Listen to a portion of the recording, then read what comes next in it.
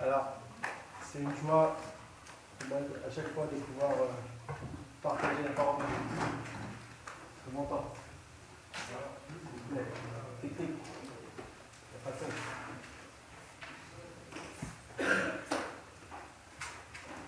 Un, deux.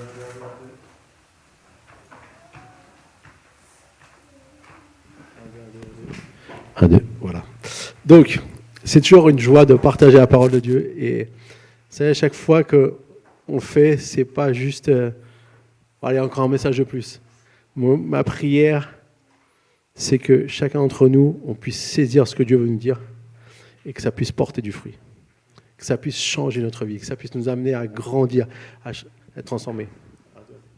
Donc, je ne sais pas vous, mais lorsqu'on fait la queue dans un magasin avec un caddie rempli de courses, et après avoir attendu un long moment, très souvent, il y a des fois des personnes qui viennent comme ça avec 2 petites baguettes de pain, un petit fromage, et il dit « Je peux passer devant vous ?» Et là, au fond de nous, on n'a pas envie.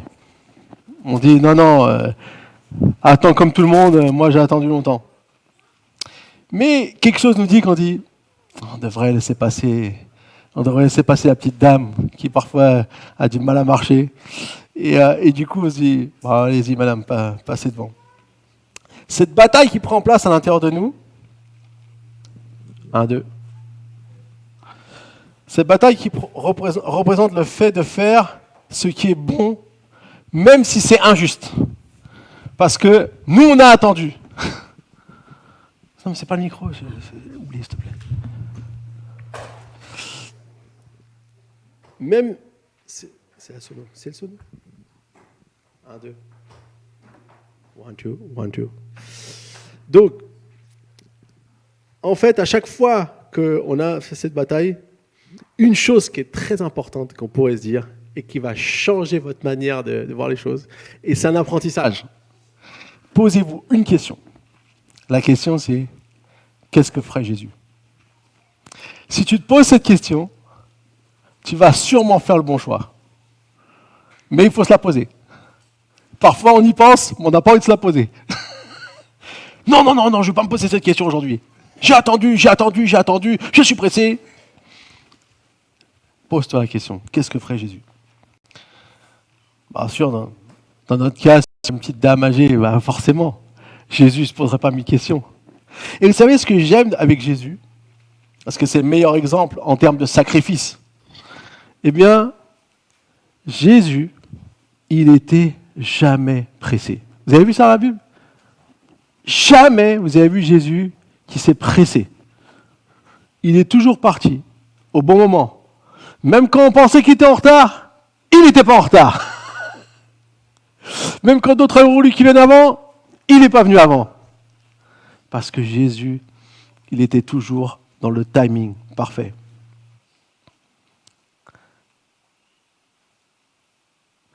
Alors, ce que j'aimerais voir aujourd'hui, pour terminer notre série Living Sacrifice, 1, 2, c'est bon ? 1, 2, je n'entends pas. Plus fort. C'est dur ce matin, tiens. Donc, dans notre série Living Sacrifice, une vie de sacrifice, on voit la vie de Joseph. Et Joseph, il a été contraint à beaucoup de circonstances difficiles. Nous aussi, des fois, on vit des choses difficiles, on voit des choses qui ne sont pas bonnes. Parfois, indépendamment de notre volonté. Et c'est ce qui s'est passé avec Joseph. Joseph, dans tous ces moments difficiles, il n'a jamais laissé tomber Dieu et il n'a jamais arrêté de faire ce qui était juste envers les autres. Et un jour qu'il était en prison, on a vu, depuis le début de la série, on a vu comment il a été vendu par ses frères comme esclave, ensuite est mis en prison. Et quand il était dans la prison, Jonathan nous en a bien parlé aussi la semaine dernière, il a continué à servir les autres. Et à un moment donné, en servant les autres, il va faire face à un serviteur de Pharaon qui a des rêves. et il va leur expliquer leur rêve. Alors il y en a un qui avait une bonne issue, un autre qui avait une moins bonne issue. D'ailleurs, le premier avait la bonne issue, donc le deuxième il s'est dit, moi aussi je vais dire mon rêve. Pas de chance, c'était pas la même issue, mais bon, c'était ce qui devait arriver. En tout cas, il a décrit ce qui devait arriver. Et là, il va dire à ce serviteur qu'il a aidé, souviens-toi de moi parce que ce que je vis, c'est injuste. Et lui, il va l'oublier. C'est le gars à la caisse qui te regarde et que tu as beau d'avoir deux petits trucs, il dit non. Qui est parfois nous. Et donc, du coup, il va l'oublier jusqu'au jour où Pharaon fait des rêves. Et là, vous savez, les Égyptiens, ils avaient des magiciens, donc des gens qui étaient censés d'y expliquer à Pharaon ce qu'il avait. Et là, tout ce qu'on a pu lui dire, Pharaon n'était pas satisfait. Il n'était pas satisfait avec ses explications. Et il dit, mais est-ce que quelqu'un va réussir à m'expliquer le rêve? Et là, d'un seul coup, notre cher serviteur se rappelle que Joseph existait. Après 2 ans. Ah oui, je m'en rappelle, il y avait un petit gars là. Et donc, du coup, il propose à Pharaon de faire venir Joseph, et Joseph, donc, se retrouve dans le Pharaon. Et Joseph, bien sûr, va expliquer les rêves de Pharaon. Il va même connecter 2 rêves qu'il avait. Et là, Pharaon est subjugué. Pharaon dira ceci, « Pourrions-nous trouver un homme tel que celui-ci qui a en lui l'Esprit de Dieu ?» Et cette phrase, elle définit qui était Joseph. Cette phrase, elle nous montre qui était Joseph. Il avait l'Esprit de Dieu en lui. C'est pour ça qu'il a vécu sa vie avec Dieu et pour Dieu. Malgré toutes les situations difficiles, Pharaon le mettra donc dans une position élevée, responsable de l'Égypte. Il devient premier ministre de toute l'Égypte. Ce moment est un moment de délivrance pour Joseph. Mais Dieu avait encore une autre dimension à lui faire découvrir. Dans cette vie, Dieu avait encore une autre dimension. Et c'est ce qu'on va voir aujourd'hui. Dans la série qu'on a fait, on a vu 3 choses. Premièrement, pour vivre une vie de sacrifice, il faut vivre avec Dieu. Joseph avait une relation avec Dieu. Si tu n'es pas avec Dieu, c'est très compliqué. Le sacrifice, ça ne marche pas sans Dieu. Essaye, tu vas réussir un petit peu, mais très vite, tu vas dire, si c'est ça, je l'ai fait version. Deuxièmement, il a vécu pour Dieu. Quand il a vécu pour Dieu, c'est-à-dire que même en tant qu'esclave, il servait comme il faut. Il était reconnu. Vous savez, il n'a pas été reconnu parce qu'on dit, oh, toi, tu as une belle tête, on va te mettre responsable. Non, il a été reconnu parce qu'il servait, parce qu'il faisait des choses. Il était concret, il servait les autres. Il devait servir Potiphar. Il dit, après tout, je suis esclave, mais comme il aime Dieu, comme il est avec Dieu, il a commencé à servir. Et ensuite, il a servi dans la prison. Imaginez-vous, j'ai jamais vu ça, un prisonnier à qui on confie tous les prisonniers. Si vous faites ça en France, les prisons sont vides. Pas pour la bonne raison. Donc ça, c'est ce qu'il a fait. Il avait le service. Et puis, il y a une troisième dimension que j'aimerais voir aujourd'hui. C'est avec Dieu, pour Dieu et comme Dieu. Et ça, c'est ce que Joseph va expérimenter aujourd'hui. Pour vivre une vie de sacrifice, je dois vivre comme Dieu. Alors bien sûr, on n'est pas à la dimension de Dieu, mais ce que Dieu veut qu'on devienne, ce que Dieu veut qu'on fasse. Donc, vous vous souvenez de le rêve qu'avait fait Joseph. Et c'est ça qui avait été très dur pour ses frères. Il a vu ses frères se prosterner devant lui, sa famille se prosterner devant lui. Même son père disait, mais t'es sûr quand même, parce que c'est pas trop dans notre compréhension. Eh bien, ce rêve qu'il avait fait a fini par s'accomplir. Et c'est ce qu'on va voir aujourd'hui. Ils sont venus chercher de la nourriture en Égypte et ils se sont prosternés devant lui. Mais cette confrontation, le fait de voir ses frères, à la limite que ce rêve s'accomplisse, avec tout ce qui s'est passé, ça va être dur pour Joseph. Ça va réveiller des choses en lui que peut-être, on va voir, qu'il avait sûrement essayé d'oublier. Ça va lui rappeler que pendant 13 ans, la bonne nouvelle ici dans l'histoire de Joseph, la Bible nous donne des références de temps. 13 ans, esclave et prisonnier. C'est pas 6 mois de galère, c'est 13 ans. Et comme Joseph, nous aussi, on sera toujours confrontés à des gens qui nous font du mal. Parfois même, comme Joseph, notre propre famille. Ça arrive parfois. Tout au long de notre vie, on va être exposé à ça. Mais moi, j'aimerais qu'on puisse étudier aujourd'hui la réaction de Joseph pour comprendre et qu'on puisse répondre à cette question. Comment dois-je réagir face à ceux qui me font du mal ? On a tous des bonnes théories, mais la théorie, quand c'est dans la pratique, parfois c'est un peu lointain.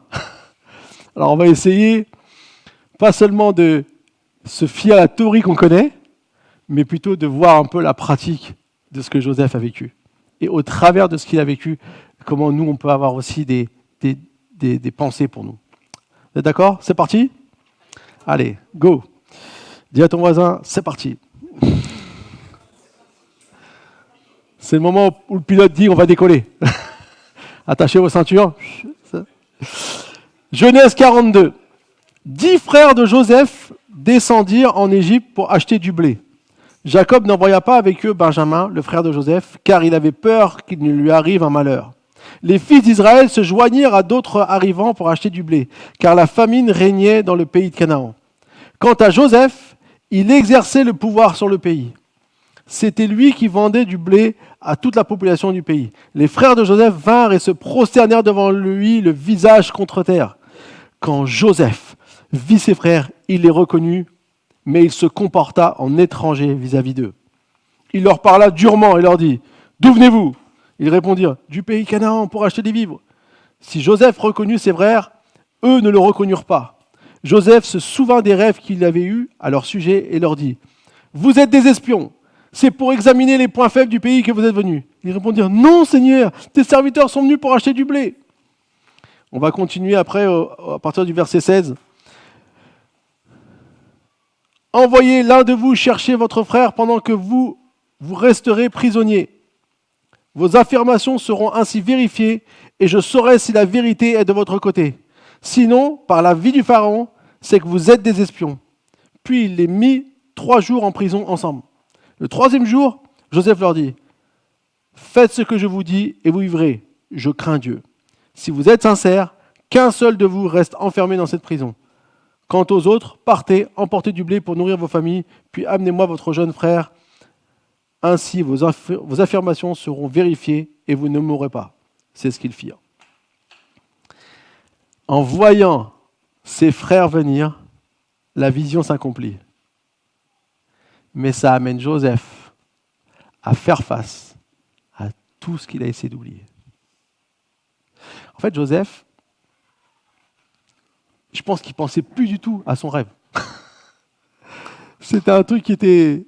C'est quand ça s'est passé qu'il a reconnu. Donc, vous savez, des fois dans la vie, on a des déclics où des choses se passent et ça nous ramène plein de choses. C'est pour ça qu'il faut venir à Sozo. J'en profite.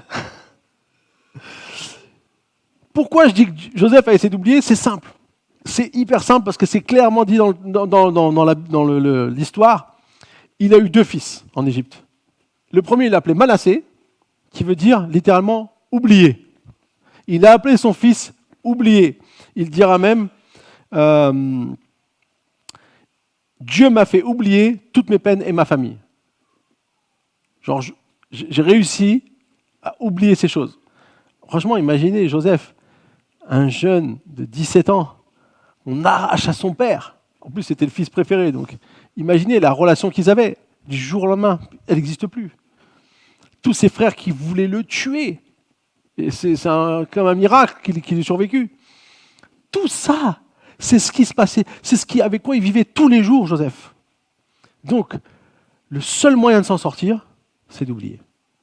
Le seul moyen d'avoir un peu de tranquillité. Et les amis, c'est ce qu'on fait très souvent. C'est beaucoup plus facile d'essayer d'oublier que parfois de gérer cette situation.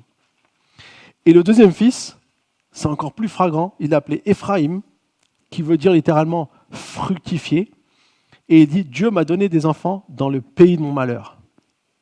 Quand Joseph a des enfants, il n'est plus esclave, il n'est plus prisonnier. Mais il appelle toujours l'Égypte le pays de son malheur. Le Premier ministre appelle son pays le pays de mon malheur. Pourquoi ? Parce que ça, c'est ce qui était dans le cœur de Joseph.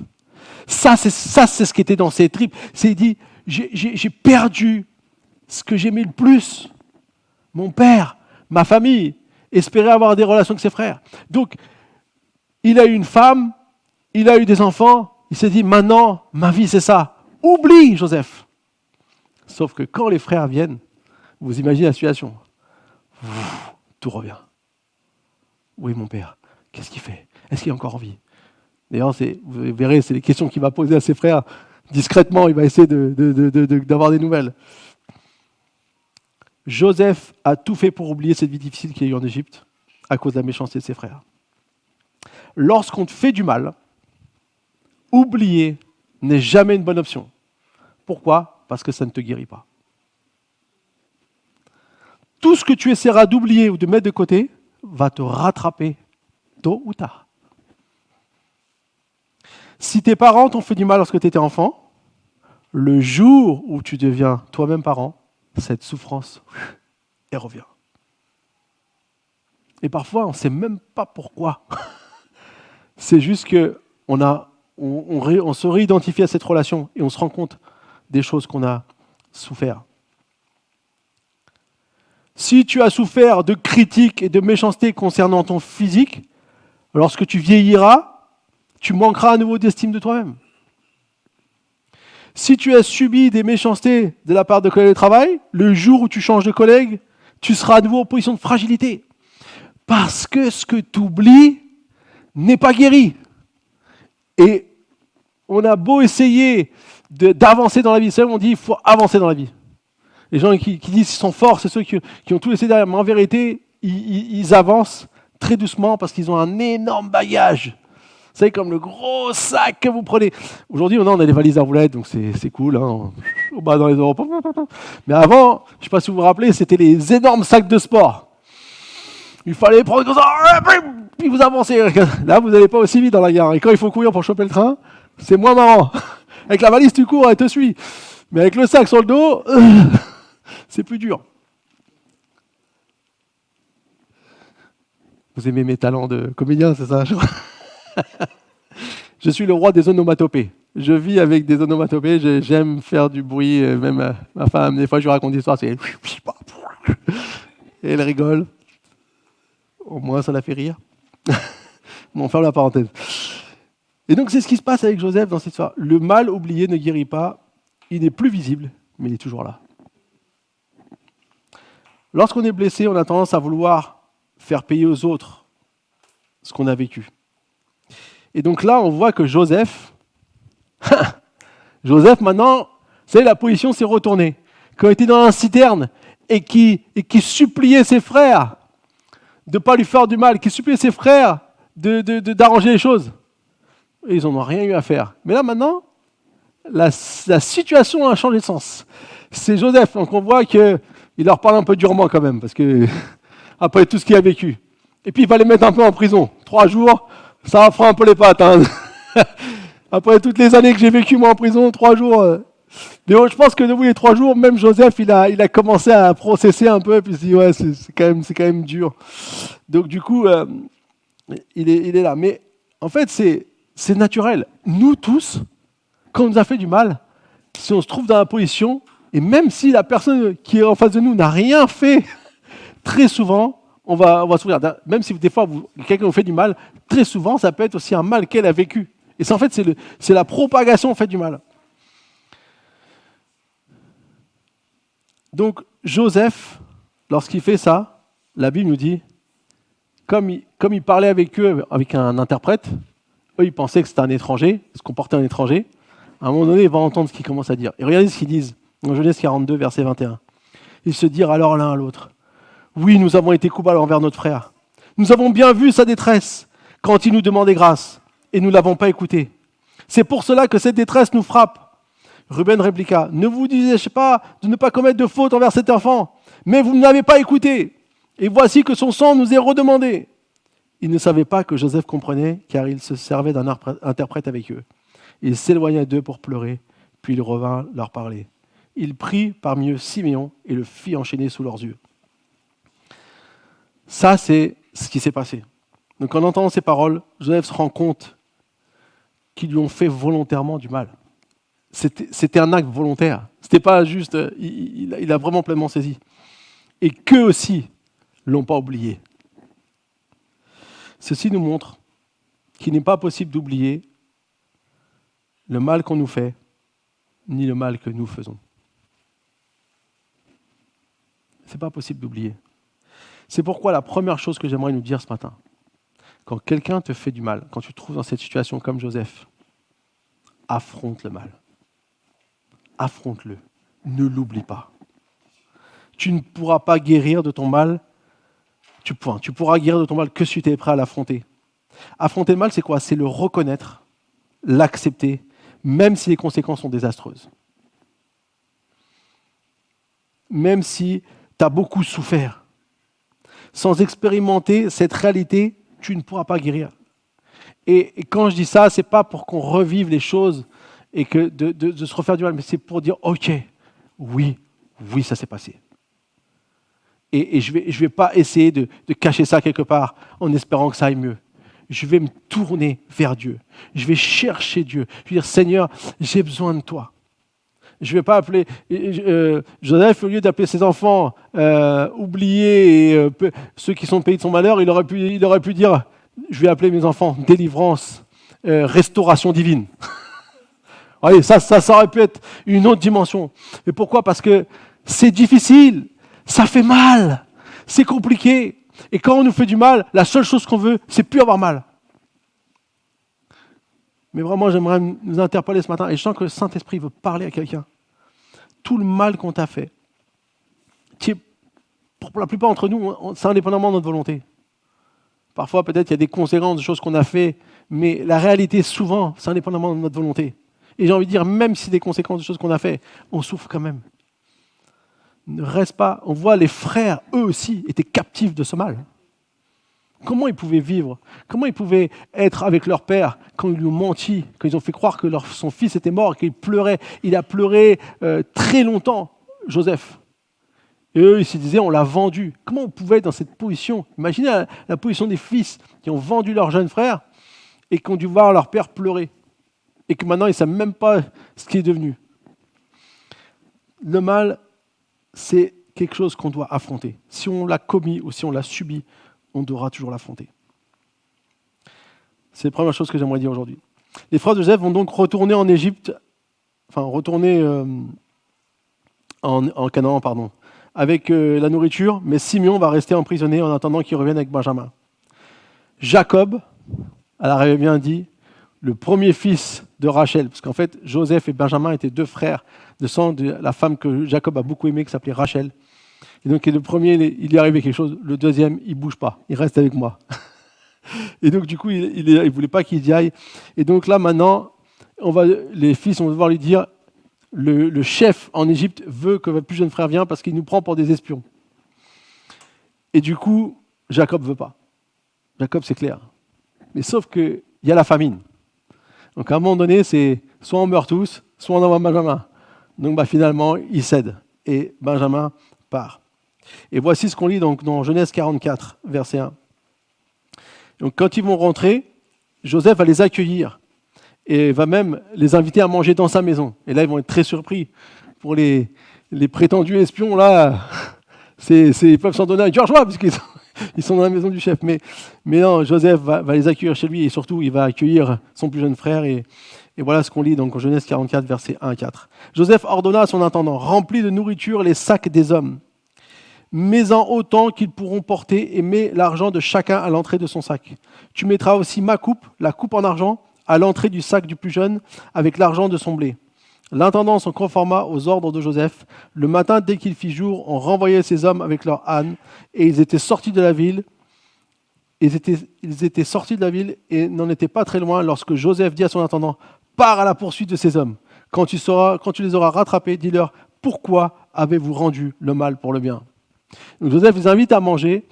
Ils ont bien mangé. Benjamin a eu 5 fois plus que les autres, la Bible nous dit. Donc il a vraiment, on a vu qu'il était bien traité, ce Benjamin. Et puis après, il les renvoie. Et là, Joseph, il va faire quelque chose de très surprenant. Il va faire un piège en pensant qu'un d'eux, notamment Benjamin, avait volé sa coupe. Alors, si on essaie de raisonner un peu, pourquoi Joseph fait ça? Pourquoi il veut qu'on croie que Benjamin est un voleur? Ce que Joseph désire dans cette histoire, je crois, en lisant le texte, c'est de poser une question qu'il n'a pas réussi à faire parce que pour l'instant, il ne s'est pas encore révélé. Mais en faisant ce piège, il va poser cette question, il va dire à son intendant de poser cette question. Pourquoi avez-vous rendu le mal pour le bien? En fait, ça, c'est Joseph qui a besoin de demander à ses frères, pourquoi m'avez fait du mal? Mais comme c'est pas clair, il va prétendre une certaine fabrication d'événements pour poser cette question. Lorsqu'on a souffert du mal de quelqu'un, c'est la question que l'on se pose. Pourquoi m'a-t-on fait souffrir? Et parfois, on aimerait même envie de demander, pourquoi tu as fait ça? On voit tous les jours des faits divers horribles, des gens qui tuent pour des personnes totalement innocentes. Et la question de toutes les familles, si vous suivez ce que les familles ont envie de savoir dans un procès, c'est pourquoi. Ils ont envie de comprendre. Ils disent, s'il vous plaît, disez toute la vérité. Là, on a le procès de la petite Lola, histoire horrible, qui vient d'ouvrir. Et la première demande de la famille, c'était à l'accusé de dire toute la vérité et de dire toutes ses intentions. C'est la question qu'on a toujours envie de savoir. Le problème, c'est que ce n'est jamais la question qui nous fait avancer. Déjà, la plupart du temps, comprendre un tueur, quelqu'un qui fait le mal, il n'y a pas vraiment de choses à comprendre. Parfois même, je pense que même eux ne se comprennent pas eux-mêmes. Mais c'est la question qu'on a envie. Et la plupart du temps, on ne la connaît pas, et même si on la connaîtrait, elle ne nous aiderait pas à guérir. Lorsque l'intendant va les rattraper, les frères seront consternés et ne comprendront pas ce qui leur arrive. Judas prendra la parole pour expliquer à Joseph de quelle manière il s'est porté garant devant son père pour que son fils revienne, car Jacob ne supporterait pas que Benjamin ne lui revienne pas. Et voici ce qu'il dira dans Genèse 44, verset 32. En effet, moi, ton serviteur, je me suis porté garant pour le garçon devant mon père, en disant, si je ne te le ramène pas, je serai pour toujours coupable envers mon père. Permets-moi donc de rester à la place du garçon comme esclave de mon Seigneur et que le garçon reparte avec ses frères. Comment pourrais-je remonter vers mon père si le garçon n'est pas avec moi? Non, je ne veux pas voir le malheur frapper mon père. Ce discours va toucher Joseph. Parce qu'en fait, Judas est celui qui a proposé à ses frères de le vendre comme esclave. C'est lui qui a dit « vendons-le à ces Ismaélites qui passent ». Et maintenant, il est prêt à se faire lui-même prisonnier pour son frère. La réalité, c'est que Joseph, en fait, fait face à une autre question que celle qu'il a leur posée. La question que Joseph va faire face, c'est « Que vas-tu faire à ceux qui t'ont fait du mal ?» Si quelqu'un nous fait du mal et on lui fait le même mal qu'il nous a fait, on croit que ça va nous faire du bien. Mais non. C'est prouvé. Si quelqu'un tue quelqu'un que vous aimez beaucoup, un membre de votre famille, vous pouvez lui faire tout ce que vous voulez, vous souffrirez toujours de la perte de la personne que vous avez eue. En fait, ça c'est la question qui est dure. Hein. Ça nous prend. Et on comprend ici, en fait, dans le récit de Joseph, j'avais jamais vu à quel... En fait, c'est hyper psychologique ce truc. En fait, l'attitude de Joseph montre beaucoup de choses. Quand on lit l'histoire comme ça, peut-être on ne réalise pas tout ce qu'il y a derrière. Mais là, on comprend que Joseph, il bataille. Même s'il aime Dieu, il est avec Dieu, ça, il n'y a pas de problème. Mais il bataille. Parce que ce qu'il va devoir faire, c'est quelque chose qui est humainement impossible. Donc il tâtonne là, il est dans son humanité, mais en même temps, il y a l'Esprit de Dieu en lui. Et c'est ça en fait que nous, on a en tant que chrétiens. Tu ne pourras plus jamais te venger et dans ta tête te dire que tu as bien fait. Ou te dire que l'autre, il avait bien mérité. Tu ne seras pas mieux dans ton cœur, tu ne seras pas apaisé, mais tu auras quand même assouvi quelque chose en toi, comme une forme de, voilà, j'ai redonné. Vous savez, les gens ils disent, de toute façon dans la vie, il faut être fort. Il ne faut pas se laisser marcher, il faut marcher sur les autres. Combien de fois j'ai entendu ça? Quand vous faites ça, vous rentrez dans un mécanisme où vous augmentez la souffrance sur la souffrance. Si on vous fait du mal et que vous vous rendez le mal, vous faites encore plus mal. Ça, c'est ce que personne ne sait, mais qu'on découvre qu'en le faisant. Et ici, en fait, donc Joseph, lui, il a l'Esprit de Dieu. Donc il y a le côté, je veux bien passer un seul cœur d'or, ses frères. Et puis il y a le côté qui dit, mais non.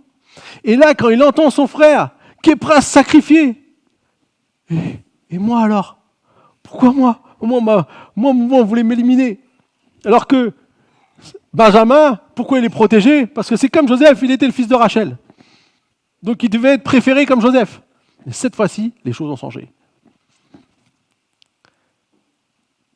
Et donc, cette réalité qu'on a, c'est qu'est-ce qu'on va faire à ceux qui nous ont fait du mal? Cette fois, Joseph, il est en position de force. Il peut dire un mot, ils vont en prison. Il peut dire un mot, ils sont tués. Il a tout le pouvoir. Qu'est-ce qu'il va faire?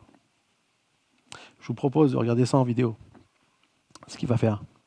Si on peut lancer la vidéo, si on peut éteindre la lumière, s'il te plaît, Evan.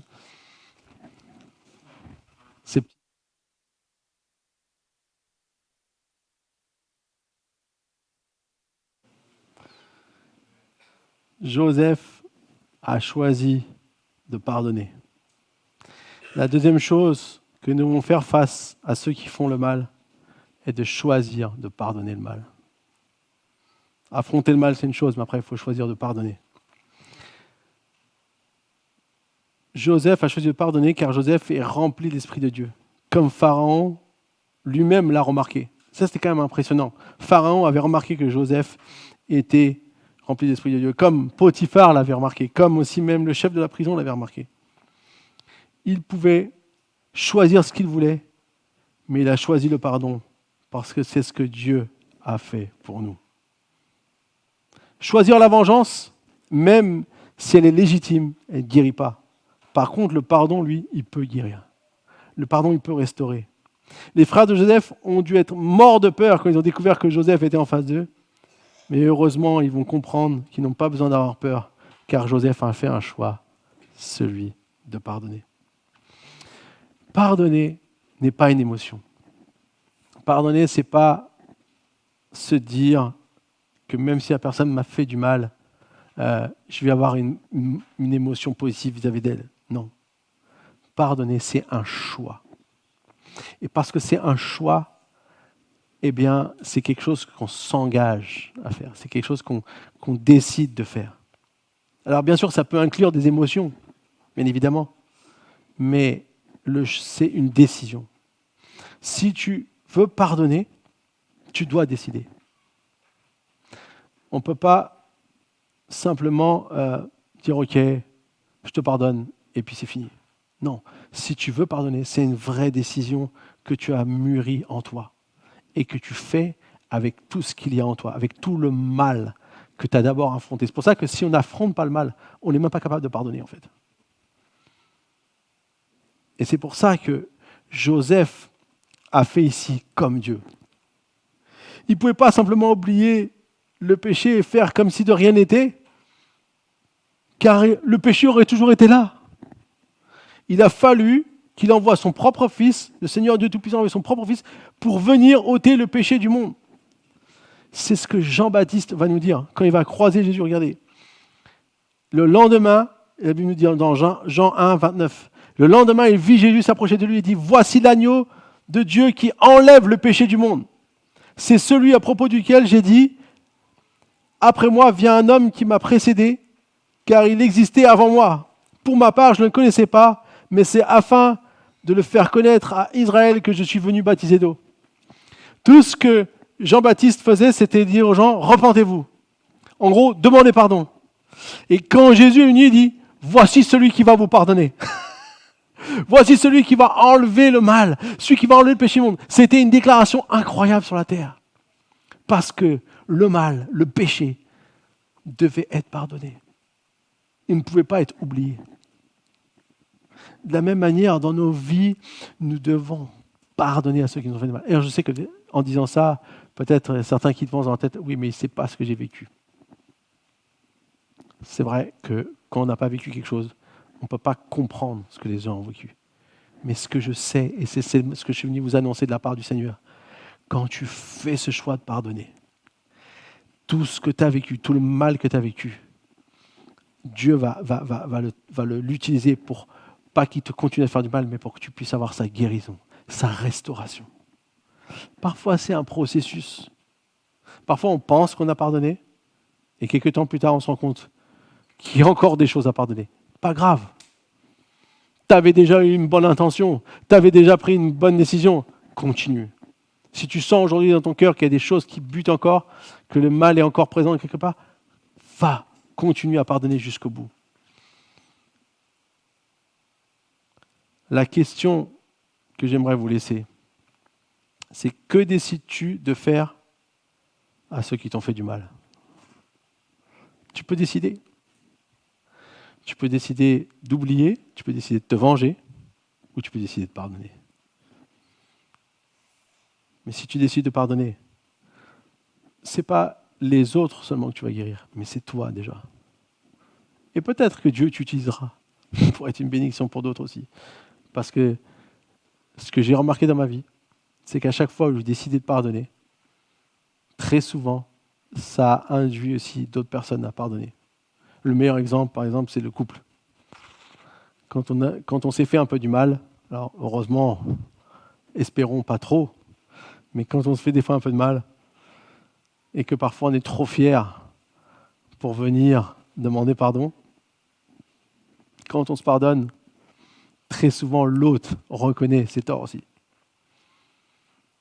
Et c'est ça qui est beau, parce qu'en fait c'est une invitation à être restauré, à laisser les choses derrière nous et pas les oublier seulement. Donc après que Joseph a libéré le pardon, nous voyons que son père et ses frères vont venir habiter avec Joseph en Égypte. Il se passera 17 années jusqu'à ce que Jacob meure en Égypte. Joseph ira l'enterrer en Canaan aux côtés d'Abraham et d'Isaac, comme Jacob le lui avait demandé. Après le deuil, voici ce que nous lisons.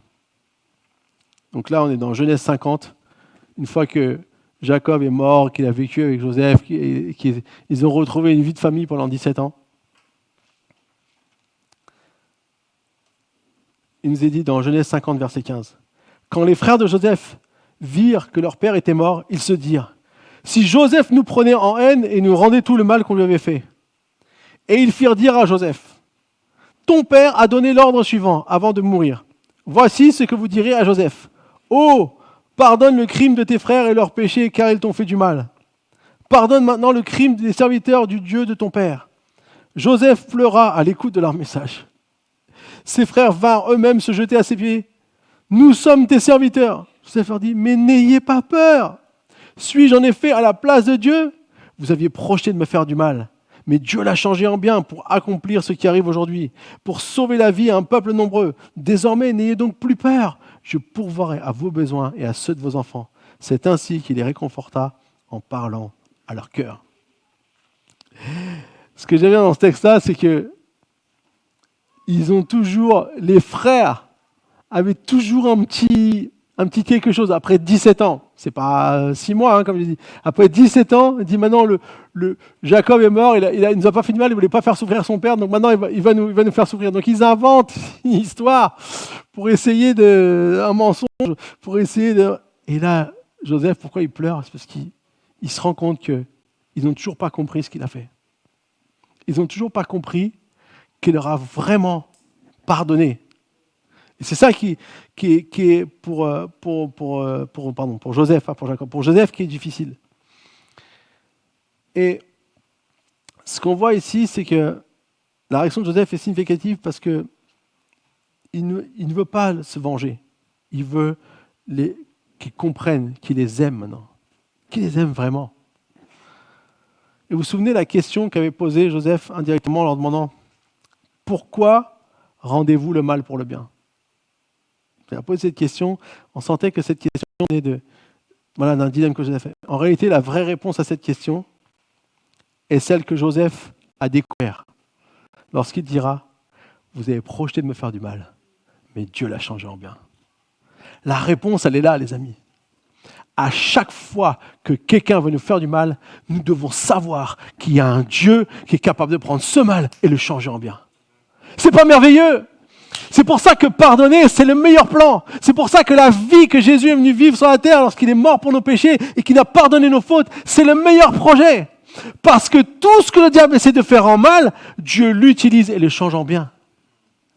Tout ce que le diable veut faire pour t'exclure d'être avec Dieu, Dieu dit non, moi j'ai un autre plan. Je vais venir sur la terre, je vais mourir pour eux. Je suis l'agneau qui a été sacrifié.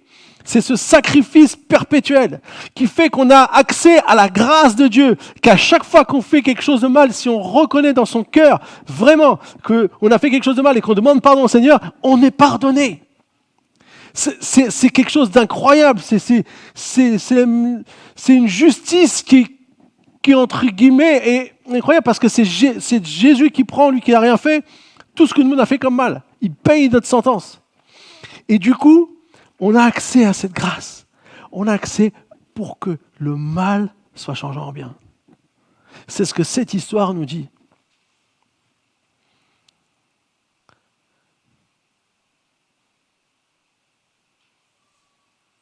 La troisième chose que j'aimerais donc dire, c'est changer le mal en bien. Il faut affronter le mal, il faut pardonner le mal pour changer le mal en bien. C'est la conséquence, changer le mal en bien. Alors, bien sûr, ça ne veut pas dire que Joseph n'a pas souffert et que ça n'a pas été dur tout ce processus. Et c'est pour ça qu'aujourd'hui, loin de moi de prendre l'estrade pour nous imposer quelque chose qui n'est pas facile à faire. Mais c'est parce qu'il y a une vraie bénédiction.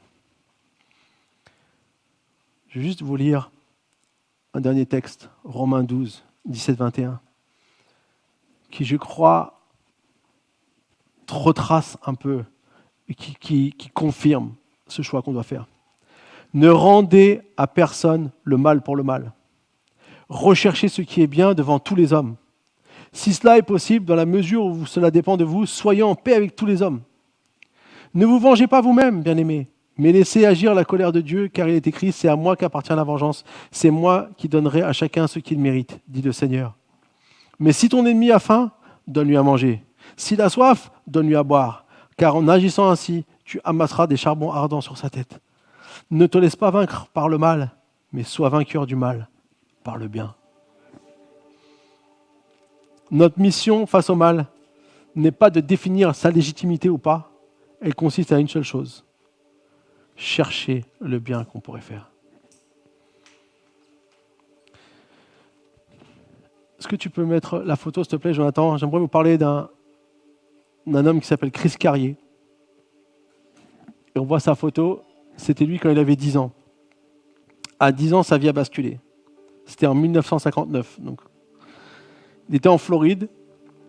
Et un homme plus âgé qui dit que je connaissais vaguement est venu me voir en sortant de l'école. Il s'appelait David McAllister. Il m'a dit qu'il avait une surprise à me montrer, un projet qu'il préparait avec mon père. J'ai cru à ses paroles. Il avait l'air gentil comme un grand-père. Mais ce jour-là, il m'a enlevé. Il m'a emmené loin de la ville, dans les Everglades, dans une région du marais et de forêt. Puis, sans raison que je pouvais comprendre, il m'a frappé, il m'a poignardé plusieurs fois avec un pic à glace. Et enfin, il m'a tiré une balle dans la tête et il m'a laissé pour mort dans la nature. En réalité, c'était un employé de son père qui venait de se faire virer et qui a voulu se venger. Mais Dieu ne m'a pas abandonné. Je suis resté inconscient plusieurs jours.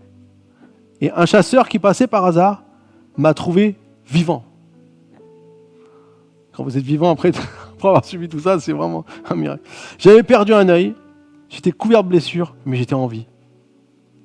Pendant des années, la police n'a jamais retrouvé l'homme. Je grandissais avec des cauchemars, avec des cicatrices, mais aussi avec une conviction, si je gardais la haine, elle finirait par me tuer intérieurement. J'ai grandi dans une famille chrétienne et je ne savais pas que Jésus m'avait pardonné des choses, et je savais que Jésus m'avait pardonné des choses bien pires que cet homme m'avait fait. Alors dans mes prières, je disais, Seigneur, aide-moi à ne pas haïr. Je te fais confiance pour la justice et je veux rester libre. Les années ont passé, je suis devenu adulte, marié, père et plus tard pasteur. J'ai raconté mon histoire à des jeunes, à des églises, non pour parler de la violence, mais du miracle du pardon. Et puis un jour, près de 40 ans plus tard, j'ai reçu un appel de la police. Monsieur Carrier, nous avons retrouvé l'homme qui vous a enlevé. Il est vivant. C'était David McAllister. Il avait plus de 70 ans, était aveugle et mourant dans une maison de retraite. Quand j'ai appris cela, je n'ai pas ressenti de colère. J'ai senti au contraire que Dieu me disait, va le voir, montre-lui ce que signifie vraiment mon pardon. Alors je suis allé. Quand je suis entré dans sa chambre, il ne pouvait pas me voir, il était aveugle.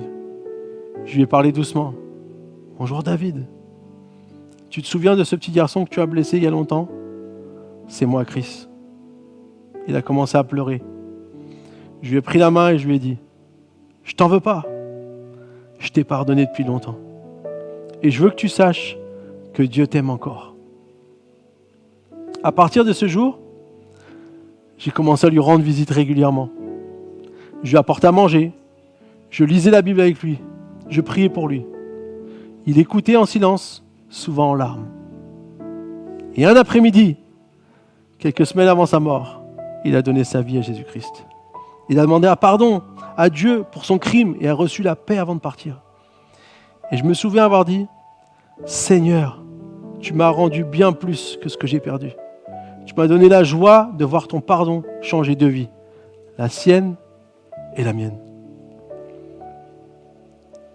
Aujourd'hui, quand Chris Carrier témoigne, il dit, ça c'est quand il était à l'hôpital, j'ai perdu un œil, mais j'ai gagné la vue du cœur. Le pardon, c'est la liberté. Ce n'est pas excuser le mal, mais choisir de ne plus en être l'esclave. Et parfois, c'est le moyen que Dieu choisit pour sauver celui qui t'a blessé. On va prier. Seigneur Jésus, merci pour ces témoignages, Seigneur, qui nous montrent, Seigneur, combien c'est important de pardonner. Seigneur, si on veut vivre une vie de sacrifice, on veut la vivre, Seigneur, avec toi, dans notre relation qu'on a avec toi, pour toi, on veut servir les autres. Mais surtout, ce qu'on veut, Seigneur, c'est la vivre comme toi. Tu t'es offert, tu t'es donné pour pardonner les péchés. Et Seigneur, tu nous appelles, nous aussi, à pardonner ceux qui nous font du mal. Seigneur, c'est tellement difficile. Parfois, ça nous fait tellement souffrir à l'intérieur de nous-mêmes quand on a vécu des choses horribles. Mais Seigneur, parce que ce matin, Seigneur, tu apportes une libération, tu apportes une délivrance à tous ceux qui ont besoin de ça. Et je propose, on va chanter un chant. Si ce matin, vous avez besoin de la prière, approchez-vous devant. C'est le moment de peut-être prendre une décision, peut-être de renouveler une décision, peut-être de simplement recevoir aussi la force du Seigneur pour accepter les choses, affronter peut-être les choses. Peu importe. Venez devant. Ne vous privez pas. Ce matin, le Saint-Esprit veut toucher ton cœur. Et comme Chris Carrier, comme cet homme qui a eu une vie brisée à un jeune âge alors qu'il n'avait rien fait, Dieu est venu le restaurer. Dieu est venu le guérir. Et en plus de ça, Dieu est venu l'amener à pouvoir libérer même celui qui lui a fait du mal. Quelle merveilleuse histoire. Quelle puissance il y a dans le pardon, dans ce que Jésus nous a appelé à faire sur cette terre. C'est bien plus puissant que toute la haine, toute la vengeance qu'on peut avoir, toutes les choses qu'on peut vouloir prétendre, Seigneur. Aide-nous, Seigneur Jésus. Alors je vous invite dans le prochain chant à vous approcher si vous avez besoin de la prière ce matin. Amen.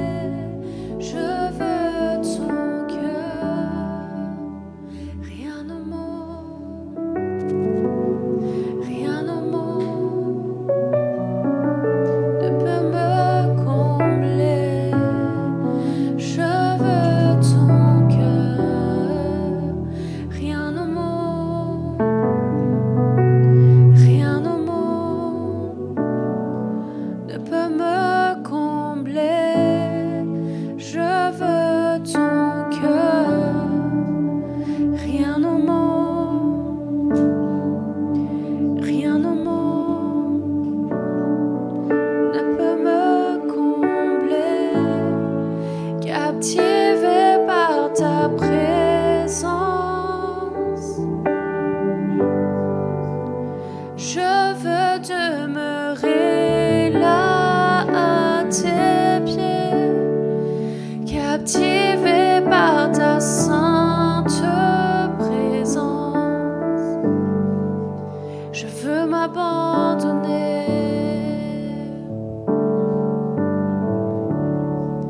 Je ne cherche pas ta main. Tu ne me dois rien, tu m'as comblé au-delà de ce que tu peux faire. Je veux ton cœur.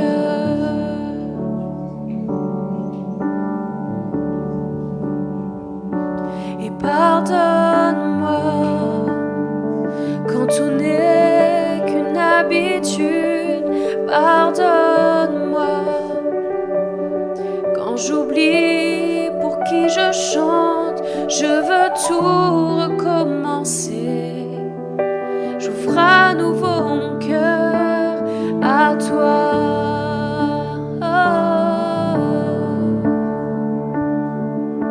Et pardonne-moi quand je ne pensais qu'à moi seul.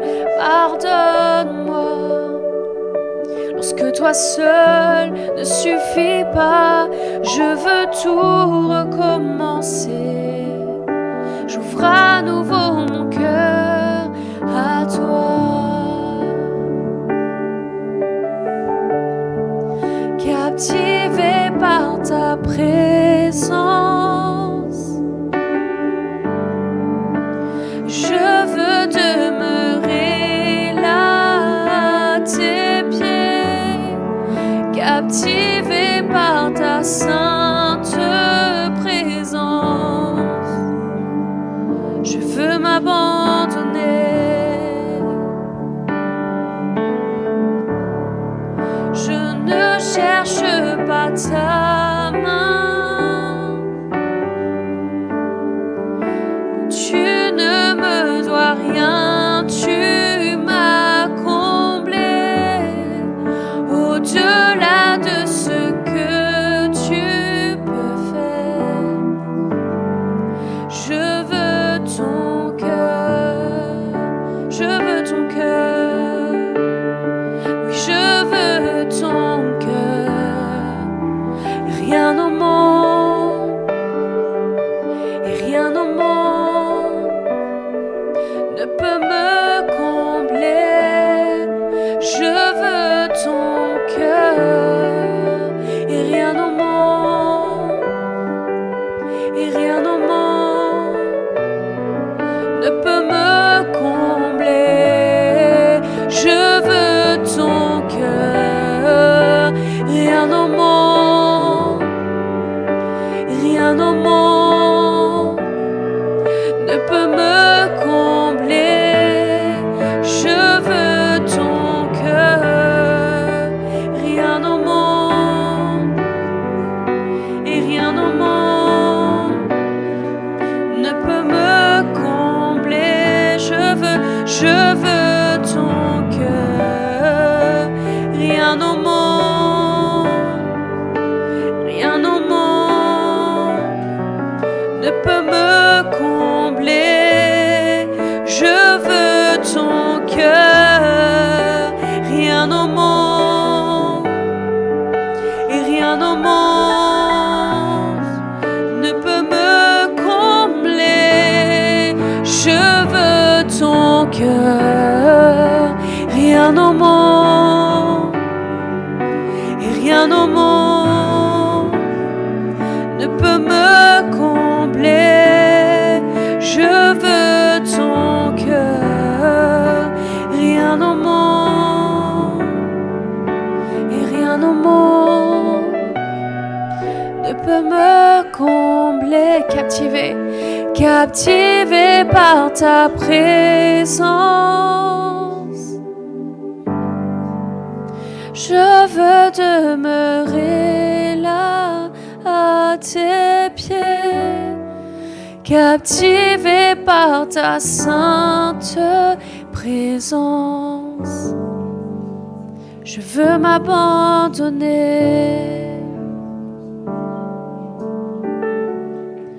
Je ne cherche pas ta main. Tu ne me dois rien, tu m'as comblé. Au-delà de ce que tu peux faire, je veux ton cœur. Oui, je veux ton cœur. Je veux ton cœur. Je veux ton cœur. Je veux ton cœur. Je veux ton cœur. Je veux ton cœur. Je veux ton cœur. Je veux ton cœur. Je veux ton cœur. Je veux ton cœur. Je veux ton cœur. Je veux ton cœur. Je veux ton cœur. Je veux ton cœur. Je veux ton cœur, Jésus. Je veux ton cœur.